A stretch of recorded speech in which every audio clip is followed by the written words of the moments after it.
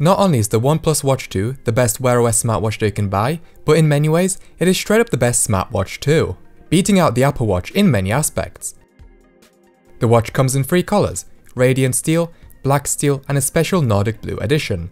The only variant of the watch is the 46mm Bluetooth and Wi-Fi enabled model. 46mm is admittedly rather ungodly on my small wrists, but at the very least, the bezels are minimal, and even feature a nice pattern on them, reminiscent of my old Asus Android smartwatch. The glass is 2.5D, featuring a very delicate curve. Surrounding the watch is a stainless steel body that looks stunning. The left side of the watch has a rough, brushed-like feel to it, while the right side is smooth and shiny, with a bump that reminds me of many of BB case phones, like the Oppo Find X5 Pro. There are 2 buttons on the right side, which you can program to open any app or perform system activities.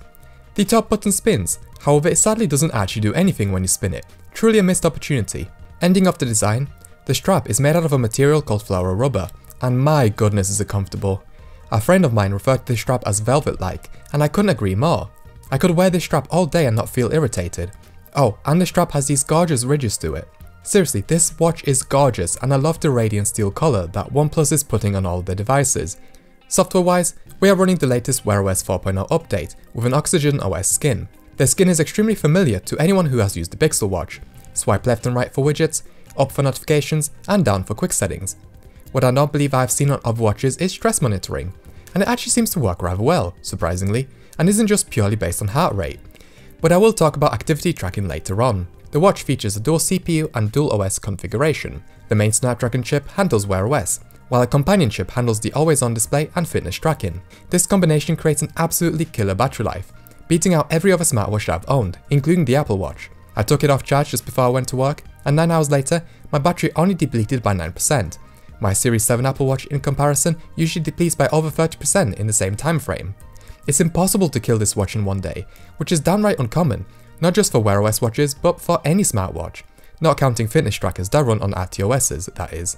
However, this comes with a caveat. Only OnePlus's own watch faces can support this dual CPU mode. So let's talk about the watch faces. They're good, I personally think.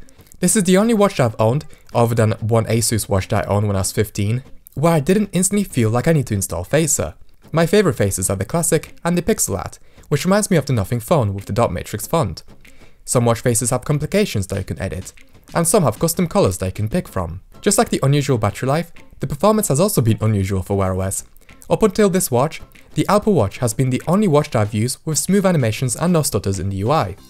But OnePlus has proved that you can in fact make a quality smartwatch on Wear OS. Seriously, once the watch has been set up, I haven't even had a single drop frame. Not even Samsung's latest Galaxy watches can pull that off, and certainly Google's can't with the Pixel Watch. I also appreciate the fact that the charger uses pogo pins instead of it being a wireless charger. This means that the watch heats up less when charging and charges quicker. It also has a detachable USB-C cable, which is brilliant. Okay, let's talk fitness tracking then. What hasn't been on point is sleep tracking. Unlike a Samsung watch, where its bedtime mode waits for you to fall asleep before tracking, the OnePlus Watch thinks you're asleep as soon as you put it into bedtime mode. However, when Wear OS is turned off when the watch isn't worn for a while, at night it automatically goes into bedtime mode and tracks perfectly. Otherwise, the tracking seems fine, and both the Apple Watch and OnePlus Watch are consistent in me apparently being awake at 6 AM every day, which I certainly don't like. In terms of core activities tracked, we get 4 rings here: steps, exercise minutes, active calories, and stand hours. Like on other watches, we get a stand-up reminder, and like the Samsung and Apple watches, we get a nice animation when we close the rings. No formal emails here, huh?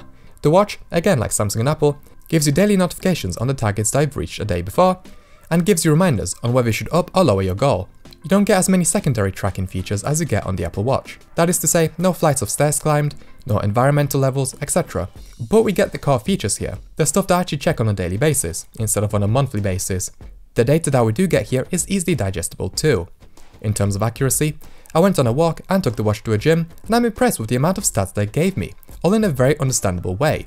Really impressed. One final thing, the watch wasn't too accurate with the kilometers ran on the treadmill, but it did give me the option to adjust it after the fact, just like Samsung watches. And when I need some downtime before bed, a relaxation app is also available on the watch, just like the Apple Watch equivalent, helping you to do breathing exercises.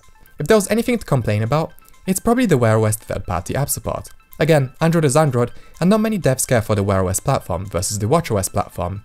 That means I can't view my authentication keys on Authy, like I can on my Apple Watch, or record voice notes on the watch, for example. Phone timers and alarms don't sync with the watch at all, and likewise with Do Not Disturb. I don't have an Oxygen OS phone however, so I'm unsure if that's the reason why. Those are the only missteps this watch has, and otherwise it has been absolutely fantastic. It is seriously the best smartwatch that I can get for an Android phone.